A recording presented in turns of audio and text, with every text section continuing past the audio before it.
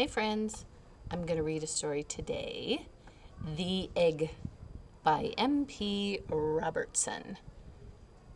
That is a pretty big egg.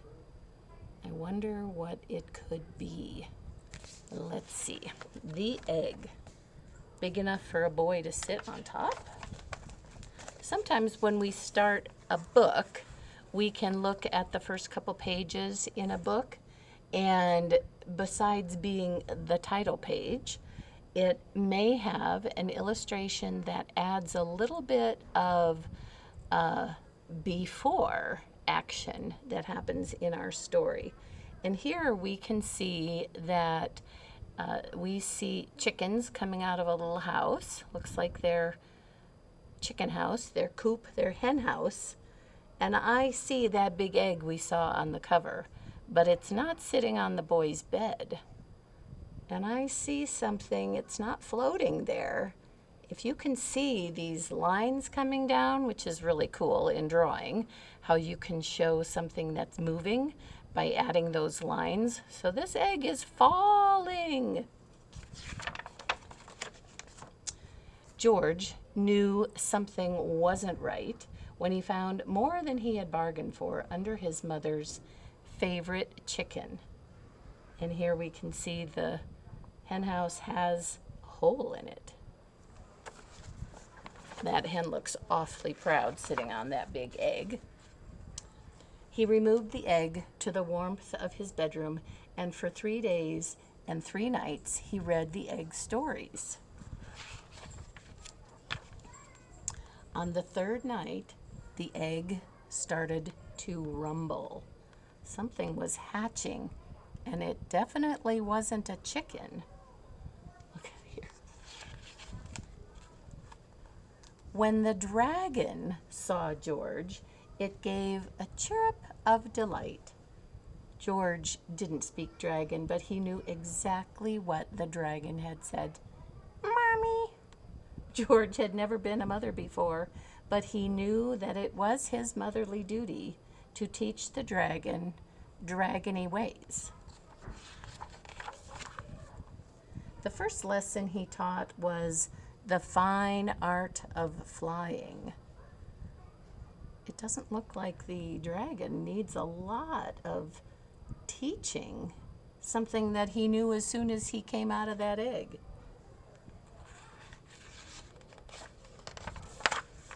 The second lesson was fire and how to breathe it. The third lesson was how to distress a damsel. Do you see he's got his friend tied up here? Distress a damsel means annoy, frustrate, bother. And the final lesson was how to defeat a knight.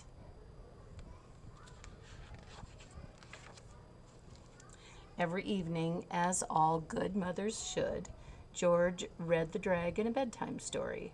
One night, as he read from a book of dragon tales, the dragon looked longingly at the pictures. A sizzling tear rolled down his scaly cheek. The dragon was lonely.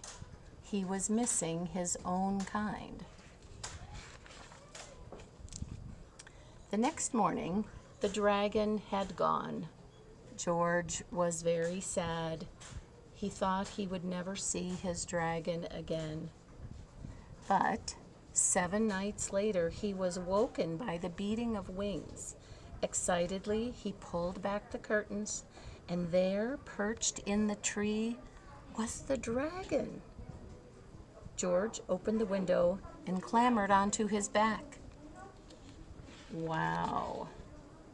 Look at that. Look at the size of that dragon.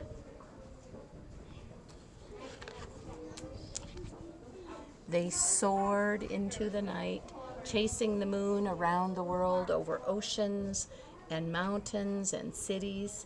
Faster and faster they went until they came to a place that was neither north nor south, east nor west.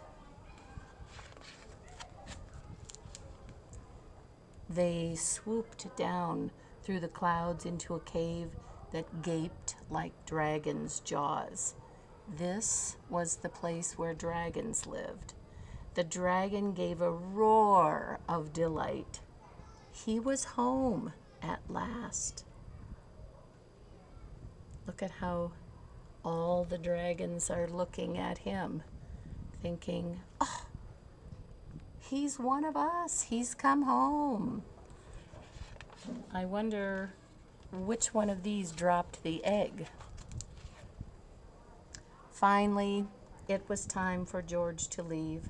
Up and up they flew, chasing sleep through the night until they could see his home below.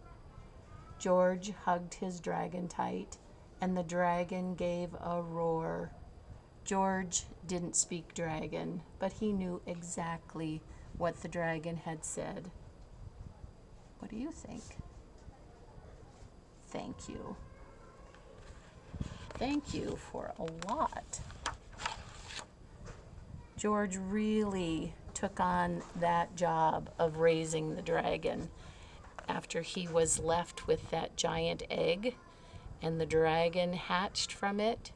He knew somebody has to keep an eye while this dragon grows up, and he was smart enough and responsible, and it was a tough thing. Sometimes it's hard to let an animal or a creature that you have found and you become attached. It's hard to let it go back to its own family or where you think it will do better. So he made the tough decision, but he did right. And the dragon said, thank you. I love that story, and I really like reading to you. I can't wait for someday when you'll be sitting in front of me. We'll be reading in the library on the carpet. We can talk more and we can ask lots of questions and make some good predictions, and I can hear lots of discussion. So until then, this is how we do it. Have a great day, and I will see you all later. Bye.